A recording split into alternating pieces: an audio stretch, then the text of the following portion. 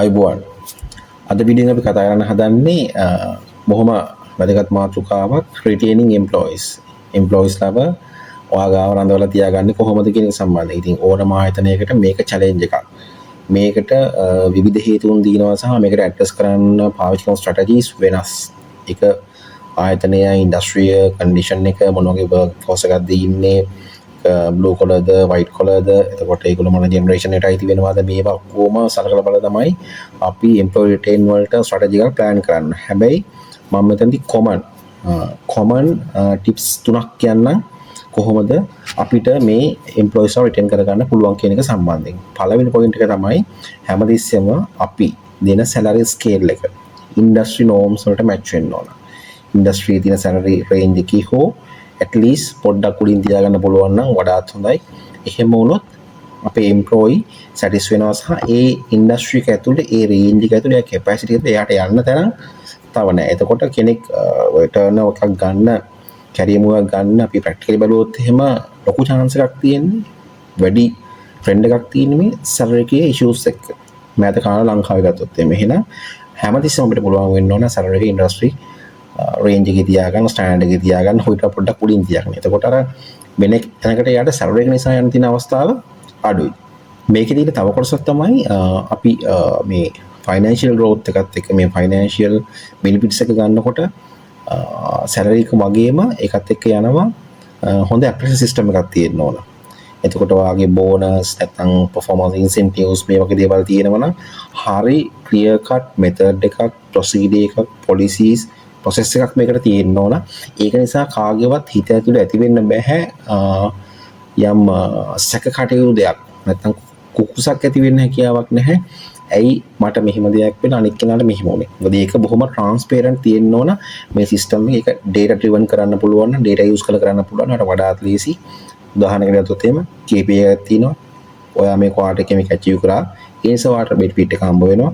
ඔයා මේ quarter එක achieve කරේ නැහැ. හින්දා ඔයාට මේක ලැබෙන්නේ නැහැ. මොකද clear cut ඔයාට කියන්න බෑ. හින්දා හැමතිස්සෙම data driven performance management system එකක් establish කරගන්න company. ඒක transparent තියාගන්න සහ හැම කෙනෙක්ම දැනුවත් කරලා තියාගන්න අපේ performance manage වෙන්නේ performance based incentives එහෙම නැත්නම් financial benefits දෙන්නේ මෙන්න මේ procedure එක අනුව කියන එක. එතකොට කාර්යකවත් අතර ප්‍රශ්න ගැටලුවක් ඇති වෙන්නේ නැහැ මෙතනදී. මගේ දෙවෙනි point එක තමයි හැම කෙනෙකුටම හොඳ career growth එකක් ආයතනය තුළ තියෙන්න ඕන.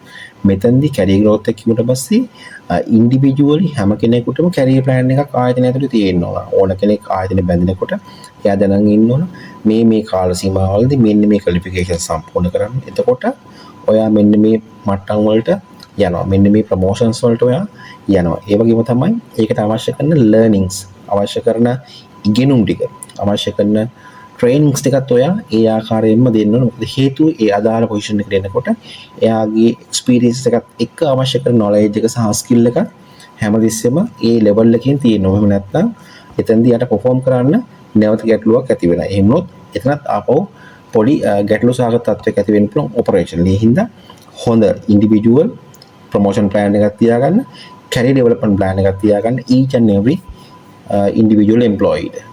ඔයාගේ ආයතනයේ පාවිච්චි කරන third point එක තමයි හොඳ work life balance එකක් maintain කරන්න.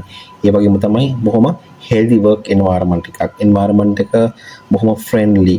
ඒ වගේම තමයි හොඳ team work එකක් තියෙනවා. කෙනෙකුට වැඩට එන්න ආසයි, වැඩට කරන්න ආසයි. ඒ වගේම ඒ ටීම් එකත් එක්ක PS ලත් එක්ක සීනියර්ස්ලත් එක්ක ජූනියර්ස්ලත් එක්ක නෙට්වර්ක් වෙන්න ආසයි. ඒ වගේ කල්චර් එකක් මේන්ටේන් කරන්න. මොකද මේ ලොකේෂන් එකේ කල්චර් එකත් ගොඩාක් බලපානවා අපිට එම්ප්ලොයි කෙනෙක් රිටේන් කරගන්න. ඉතින් මෙන්න මේ කරුණ ටික ගැන හිතන්න. මෙන්න ඔයාගේ හැමතිස්සෙම සැලරි එක ඉන්ඩස්ට්‍රි ස්ටෑන්ඩඩ් එකේ තියාගන්න, නැත්නම් පොඩ්ඩක් බවුල් ලෙවල් එකකින් තියාගන්න. ඉන්ඩිවිජුවල් හැම කෙනෙකුටම හොඳ කැරියර් growth එකක්, කැරියර් plan එකක්, ඒ වගේ ප්‍රොමෝෂන් plan එකක් හදාගන්න.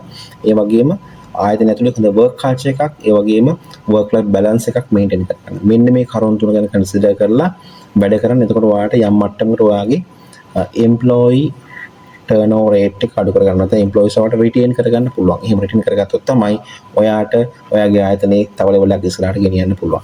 try කරලා බලන්න මේ tips ටික. තාමත් කරේ නැත්නම් කොහොමද මේවා effect වෙන්නේ කියන එක. Thank you very much. Have a nice day.